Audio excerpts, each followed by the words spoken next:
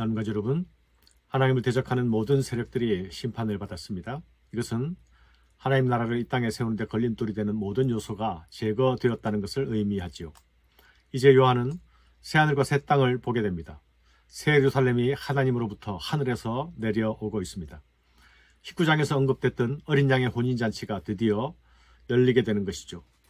새 예루살렘은 바로 그 어린 양의 신부라는 것이 밝혀집니다.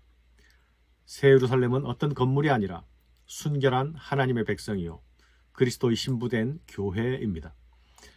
요한이 본 새 창조의 환상에는 사라진 것들과 남아있는 것들이 나타납니다. 사라지고 없어지는 것들은 어떤 것들입니까? 바다가 제일 먼저 언급되고 있죠. 바다는 고대로부터 혼돈의 세력이었고 사람들의 생명을 앗아가는 흉폭자였습니다. 그러나 인간은 그 바다에 대항하지 못하고 무기력할 뿐이었습니다. 이제 그 바다가 사라집니다. 바다는 용이 올라오든 짐승이 올라오든 출처였죠. 그 바다가 사라집니다. 아름다운 바다가 사라지는 것이 아니라 혼돈과 파괴의 세력이 사라져버리는 것입니다. 그와 함께 또 다른 사라지는 것들의 목록이 나타납니다. 사망이, 슬픔이, 애곡이, 고통이 사라집니다. 불의한 자들이, 믿지 아니하는 자들이, 살인자들이, 음행하는 자들이, 점술가들이, 우상 숭배하는 자들이, 거짓말하는 자들이 사라집니다. 저주도 없어집니다. 이것들은 모두 부정적인 것들이었죠. 그러나 성전과 해와 달과 밤도 사라집니다. 성전이 사라지는 것은 그것이 모형이기 때문이죠.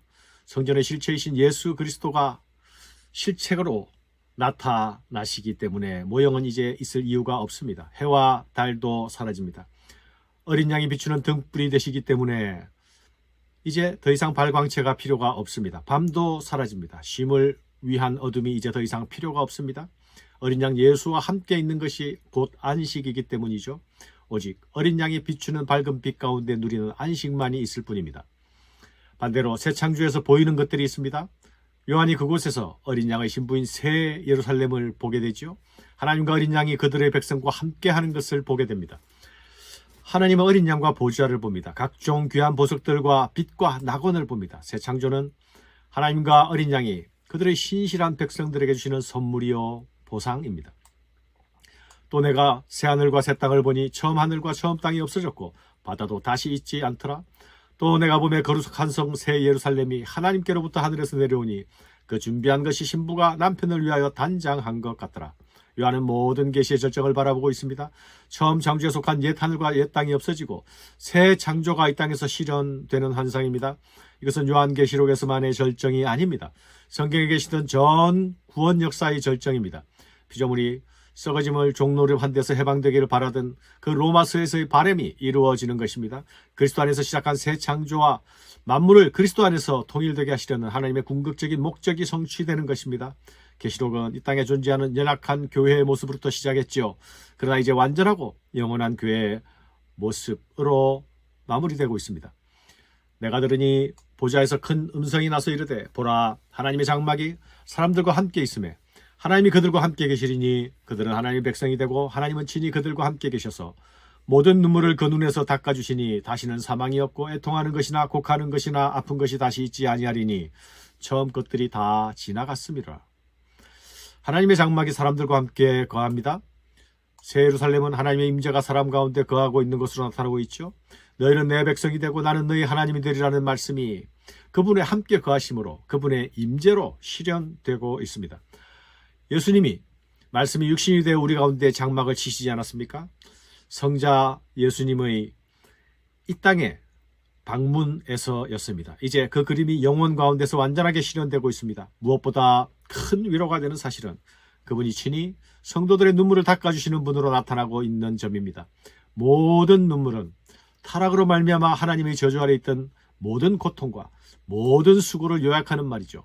특별히 짐승의 세상 속에서 짐승과 결탁하지 않고 어린 양의 편에 서기 위하여 지불한 모든 대가를 말하는 것이기도 합니다.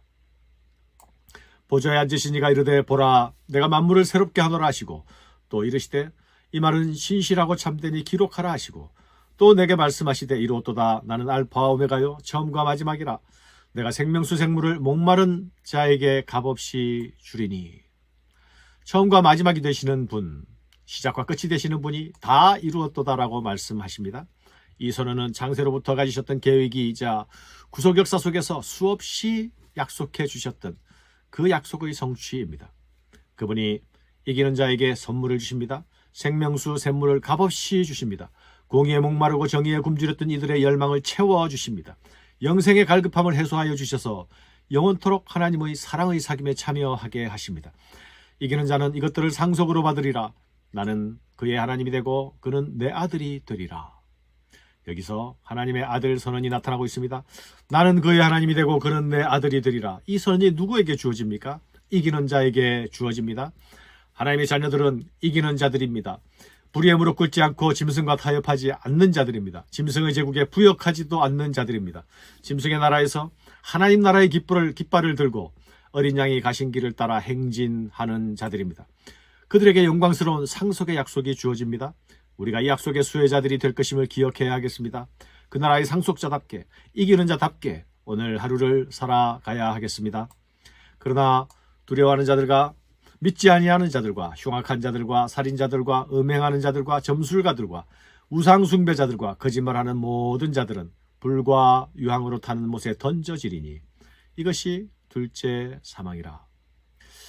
이기는 자에 대비하여서 불과 유황못에 들어갈 자들이 나타나고 있죠. 이들은 최후 심판 때 모두 행위대로 심판을 받은 자들입니다. 거짓 선자의 미혹에 빠졌던 자들, 음녀 바벨론이 주는 포도주에 취해 있던 자들이 아닙니까?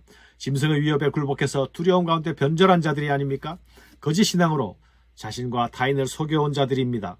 주님은 우리에게 선택을 요구하십니다. 상속자가 될 것인가 아니면 불못에 던져질 자가 될 것인가? 이 선택은 오늘 우리 삶의 내용으로 결정될 것입니다. 감사합니다.